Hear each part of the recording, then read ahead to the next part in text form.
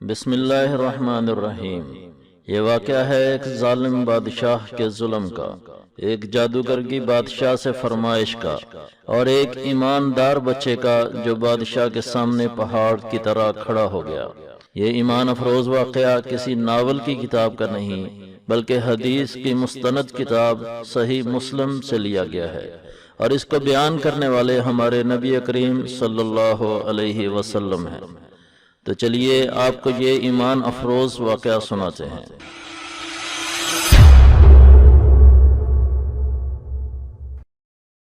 ہمارے آقا صلی اللہ علیہ وسلم نے فرمایا کہ کسی علاقے میں ایک جادوگر رہتا تھا۔ جب وہ بوڑھا ہو گیا تو اس نے بادشاہ سے جا کر کہا کہ اب میں بوڑھا ہو گیا ہوں، آپ مجھے کوئی بچہ دے دیں تاکہ میں مرنے سے پہلے اپنا سارا علم یعنی جادو اس بچے کو سکھا دوں۔ بادشاہ نے اس کی اس فرمائش سے اتفاق کیا اور ایک بچے کو جادوگر سے تربیت لینے کے لیے اس کے حوالے کر دیا۔ جادوگر نے اس بچے کو باقاعدہ جادو سکھانا شروع کر دیا۔ ایک دن بچہ جب جادوگر کے پاس جادو سیکھنے کے لیے جا رہا تھا تو اس نے راستے میں ایک راہب کو بیٹھے دیکھا، جس کے پاس بیٹھنے کو بچے کا دل چاہا، اور وہ تھوڑی دیر کے لیے اس راہب کے پاس بیٹھ گیا۔ راہب کی باتوں نے بچے کو اتنا متاثر کیا کہ وہ اب روزانہ راہب کی باتیں سننے کے لیے اس کے پاس بیٹھنے لگا۔ اس کا یہ معمول بن گیا کہ وہ جادوگر کے پاس جانے سے پہلے اور جادوگر سے واپسی پر تھوڑی دیر اس راہب کے پاس ضرور بیٹھتا اور اس کی باتیں سنتا تھا۔ ادھر جادوگر بچے کو دیر سے آنے کی وجہ سے مار پیٹ کرنے لگا۔ بچے نے راہب سے جادوگر کے اس رویے کی شکایت کی تو راہب نے کہا کہ جب تو جادوگر کے پاس جائے تو اسے کہنا کہ میرے گھر والوں نے مجھے روک لیا تھا، اور جب تم سے تمہارے گھر والے دیر سے آنے کی وجہ پوچھے تو ان سے یہ کہہ دیا کرو کہ جادوگر نے اسے اپنے پاس روک لیا تھا۔ اس طرح وہ بچہ روزانہ راہب کے پاس بیٹھنے لگ گیا اور ساتھ ہی جادوگر کے پاس بھی جادو سیکھنے کے لیے جاتا رہا، لیکن جادوگر کی نسبت راہب کی باتیں اسے زیادہ پسند آتی۔ ایک دن وہ کہیں سے گزر رہا تھا تو دیکھا کہ ایک بہت بڑا اور خطرناک جانور لوگوں کے راستے میں کھڑا ہوا ہے، جس کی وجہ سے لوگوں کے لیے وہاں سے گزرنا ناممکن ہو گیا ہے۔ اس بچے نے جب یہ دیکھا تو سوچا کہ آج میں آزماتا ہوں کہ راہب حق پر ہے یا کہ جادوگر۔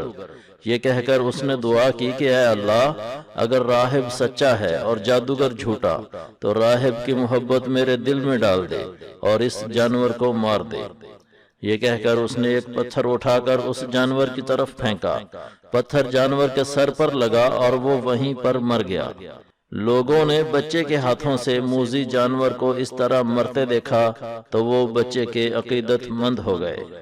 ادھر اپنی دعا اور پھر جانور کے مرنے کا واقعہ جب بچے نے راہب کو سنایا تو راہب نے کہا کہ اے میرے بیٹے، تیرا علم تو مجھ سے بھی بڑھ گیا ہے، تم نے تو مجھے بھی حیران کر دیا ہے، لیکن اس علم کی وجہ سے تمہاری سخت آزمائش ہوگی، تو اس وقت کسی کو میرا نام مت بتانا۔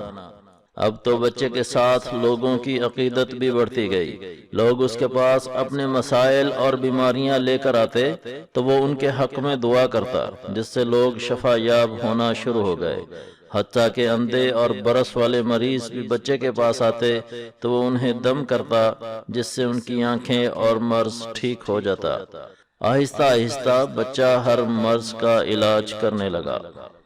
ایک دن بادشاہ کا وزیر صبح اٹھا تو اسے کچھ نظر نہ آیا اور اس کی آنکھوں کی بینائی چلی گئی۔ ادھر ادھر کافی بھاگ دوڑ کی لیکن کوئی فرق نہ پڑا۔ اسے پتا چلا کہ ایک بچہ ہے جس کے دم کرنے کی وجہ سے اندھے بھی تندرست ہو جاتے ہیں۔ چنانچہ اس وزیر کو بھی بچے کے پاس لایا گیا تو اس بچے نے وزیر کو بھی دم کیا، جس کی وجہ سے اس کی بینائی لوٹ آئی اور وہ بہت خوش ہوا۔ بچے نے وزیر کو دم کرنے سے پہلے کہا تھا کہ اگر تو اللہ پر ایمان لاتا ہے تو میں تمہیں دم کروں گا۔ وزیر نے گھر جا کر بچے کے لیے بے شمار قیمتی تحفے تحائف لیے اور بچے کے سامنے رکھ کر کہا کہ اے میرے بیٹے، تم نے مجھے بینائی دی ہے، اس لیے میری طرف سے یہ تحفے تحائف تمہارے لیے ہیں۔ تو بچے نے جواب دیا کہ میں تو کسی کو بینائی نہیں دیتا، یہ تو اللہ نے تجھے بینائی دی ہے۔ جب تو اس پر ایمان لایا تو اس نے تمہاری نظر تمہیں لوٹا دی۔ وزیر جو اپنی نظر کے لوٹنے پر بہت خوش تھا، جب بادشاہ کے دربار میں گیا تو بادشاہ نے بھی اسے حیرت سے دیکھا اور کہا کہ تو اندھا ہو گیا تھا، یہ تیری بینائی کیسے واپس آ گئی؟ تو اس نے کہا کہ میری بینائی میرے رب نے مجھے واپس کر دی ہے۔ تو بادشاہ نے یہ سن کر غصے میں آ کر کہا کہ میرے علاوہ بھی کوئی تمہارا رب ہے؟ تو وزیر نے کہا کہ ہاں، اللہ میرا اور تیرا ہم سب کا رب ہے۔ اس بات پر بادشاہ کو مزید غصہ آیا اور اس نے وزیر کو معزول کر کے اسے طرح طرح کی سزائیں دینا شروع کر دی اور اسے کہا کہ بتاؤ تمہیں یہ سب باتیں کس نے بتائی ہیں؟ وزیر نے بالآخر مجبور ہو کر بچے کا نام بتا دیا۔ اب بادشاہ نے بچے کو اپنے پاس بلایا اور کہا کہ تم تو بہت بڑے جادوگر بن گئے ہو، اندھوں کا علاج بھی کرنے لگ گئے ہو۔ تو بچے نے بادشاہ کو جواب دیا کہ یہ سب میرے اللہ کا فضل ہے اور یہ تندرستی اللہ ہی کے حکم سے ملتی ہے۔ یہ سننا تھا کہ غصے سے بادشاہ کا چہرہ لال ہو گیا اور اس نے بچے کو بھی سزائیں دینا شروع کر دی تاکہ وہ اپنے ایمان سے باز آ جائے، لیکن بچہ اپنے عقیدے پر ثابت قدم رہا۔ بادشاہ بچے کو طرح طرح کی سزائیں دیتا رہا اور پوچھتا رہا کہ آخر تمہیں یہ ساری باتیں کس نے بتائی ہیں؟ بچے نے مجبور ہو کر بالآخر بادشاہ کو راہب کے بارے میں بتا دیا۔ بادشاہ نے اپنے سپاہیوں کو حکم دیا کہ فوراً اس راہب کو بھی میرے سامنے پیش کرو۔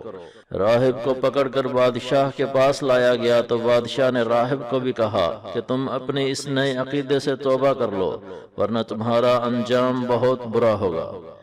راہب نے بڑی بے باکی کے ساتھ بادشاہ کی بات کو ماننے سے انکار کر دیا، جس پر بادشاہ کو غصہ آیا اور اس نے سپاہیوں کو ایک آرا لانے کا حکم دیا تاکہ اس کے ذریعے راہب کو ختم کر دیا جائے۔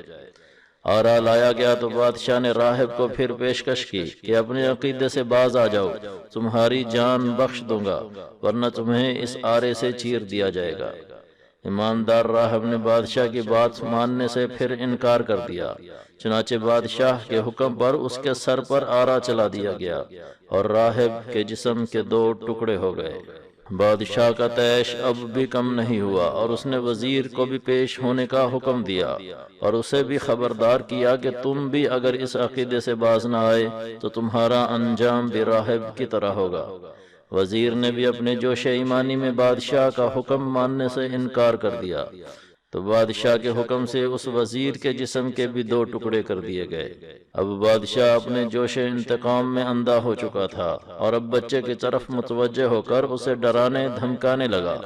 بچے نے بھی علل اعلان اپنے ایمان پر قائم رہنے کا فیصلہ سنا دیا، جس پر بادشاہ کا غصہ آسمانوں پر پہنچ گیا اور اس نے اپنے سپاہیوں کو حکم دیا کہ اس بچے کو اونچے پہاڑ پر لے جاؤ اور وہاں جا کر اسے اپنے ایمان سے باز آنے کا کہو۔ اگر مان جائے تو ٹھیک، ورنہ اس بلند و بالا پہاڑ سے اس بچے کو نیچے پھینک دینا۔ سپاہی بچے کو اونچے پہاڑ پر لے گئے، وہاں جا کر بچے کو اپنے ایمان سے پھرنے کا کہا، جسے بچے نے ماننے سے ایک بار پھر انکار کر دیا۔ بچے نے اللہ سے دعا کی کہ یا اللہ، ان سے تو جیسے چاہتا ہے خود ہی نپٹ لے۔ بچے کا اتنا کہنا تھا کہ ایک خوفناک زلزلہ آیا، پہاڑ لرزا اور سپاہی پہاڑ سے نیچے گر کر ہلاک ہو گئے، جبکہ بچہ صحیح سلامت رہا۔ بچہ بادشاہ کے سامنے دوبارہ لایا گیا۔ بادشاہ نے حیران ہو کر پوچھا کہ تیرے ساتھ جانے والوں کے ساتھ کیا ہوا؟ تو بچے نے جواب دیا کہ میرے اللہ نے ان کو پکڑ لیا ہے۔ بادشاہ کو عقل آنے کی بجائے مزید غصہ آ گیا اور اس دفعہ دوسرے سپاہیوں کو حکم دیا کہ اس بچے کو سمندر کے اندر لے جاؤ، وہاں جا کر اگر یہ دین سے باز نہیں آتا تو اس کو گہرے سمندر میں پھینک دینا۔ سپاہی بچے کو لے کر کشتی میں بیٹھ کر سمندر میں چلے گئے۔ بچے نے پھر اسی طرح دعا کی تو سمندر میں طوفان آیا اور وہ سپاہی سمندر میں غرق ہو گئے اور بچہ بخیر و عافیت بادشاہ کے پاس دوبارہ پہنچ گیا۔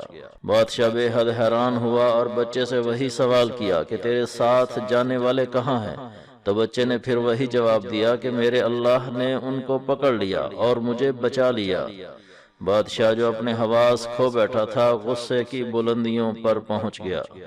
بچے نے بادشاہ کی بے بسی دیکھی تو خود ہی اسے مخاطب ہو کر کہا کہ اے بادشاہ، تو مجھے نہ مار سکے گا میں ہی تمہیں ایک ترکیب بتاتا ہوں جس پر عمل کر کے تم مجھے مارنے میں کامیاب ہو سکتے ہو۔ بادشاہ شکست اور مایوسی میں پوچھتا ہے کہ بتا کیا ترکیب ہے؟ تو بچے نے کہا کہ اگر تم مجھے مارنا چاہتا ہے تو لوگوں کا ایک مجمع اکٹھا کرو، سب کے سامنے مجھے کھجور کے درخت پر لٹکا دو، اور پھر ایک تیر پر بسم اللہ رب الغلام، یعنی میں اس رب کے نام سے شروع کرتا ہوں جو اس بچے کا رب ہے، پڑھ کر میری طرف وہ تیر پھینکو، وہ تیر لگنے سے میری جان جا سکتی ہے۔ اس ترکیب کے علاوہ تم مجھے نہیں مار سکو گے۔ بادشاہ جو ہر صورت میں بچے کو سزا دینا چاہتا تھا اس نے ایسا ہی کیا اور لوگوں کو جمع ہونے کا حکم دیا۔ کھلے میدان میں لوگوں کے سامنے بچے کو کھجور کے درخت کے ساتھ لٹکا دیا گیا، اور ایک تیر پر جس طرح کے بچے نے کہا تھا بسم اللہ رب الغلام پڑھ کر بچے کی طرف پھینکا گیا، جو بچے کی کن پٹی پر جا کر لگا، جس سے بچے کی روح جسد خاکی سے پرواز کر گئی۔ اس سارے منظر کا وہاں پر موجود لوگوں پر اتنا اثر ہوا کہ سب زور زور سے پکارنے لگے کہ ہم بھی اس بچے کے رب پر ایمان لائے۔ یہ نئی اور غیر متوقع صورتحال دیکھ کر بادشاہ کے طیش میں بے پناہ اضافہ ہو گیا، اور اس نے سب لوگوں کو سزا دینے کا ارادہ بنا لیا۔ چنانچہ اپنے سپاہیوں کو حکم دیا کہ گہرے گڑھے کھود کر ان میں آگ جلاؤ، اور جو بھی اس عقیدے سے باز نہ آئے اسے اس آگ میں پھینک دو۔ جب آگ بھڑکی تو سپاہی سبھی ایماندار لوگوں کو ایک ایک کر کے قریب لانے لگے اور ان سے ایمان سے پھرنے کا کہنے لگے۔ نہ ماننے والوں کو آگ میں پھینکا جانے لگا، چنانچہ ایک ایک کر کے سبھی ایمان والوں کو اس آگ میں پھینک دیا گیا۔ ایک عورت جس کے ساتھ اس کا ایک معصوم بچہ بھی تھا، اس نے تھوڑی ہچکچاہٹ دکھائی تو بچے نے ماں سے مخاطب ہو کر کہا کہ اے ماں، تو کیوں ڈرتی ہے؟ چھلانگ لگاؤ، ہم حق پر ہیں۔ یہ سن کر وہ بھی آگے بڑھی اور اسے بھی بچے سمیت آگ میں پھینک دیا گیا۔ ابن جریر رحمۃ اللہ علیہ کہتے ہیں کہ اللہ نے ان مومنین کی روحیں آگ میں گرنے سے پہلے ہی قبض کر لی اور ایک ہوا چلا دی جس سے آس پاس کے کافر لوگ اس آگ کا شکار ہو گئے۔ اسی واقعے کا ذکر قرآن مجید کی سورہ بروج میں ان الفاظ کے ساتھ اللہ نے بیان فرمایا ہے۔ خندق والے ہلاک ہو گئے جس میں آگ جلائی تھی بھڑکنے والی، جب وہ اس کے کناروں پر بیٹھے ہوئے تھے اور وہ جو ایمانداروں کے ساتھ سلوک کرتے ہوئے دیکھ رہے تھے اور ان سے اس بات کا بدلہ لے رہے تھے کہ انہوں نے کہا تھا کہ ہم غالب اور بزرگی والے اللہ پر ایمان لائے۔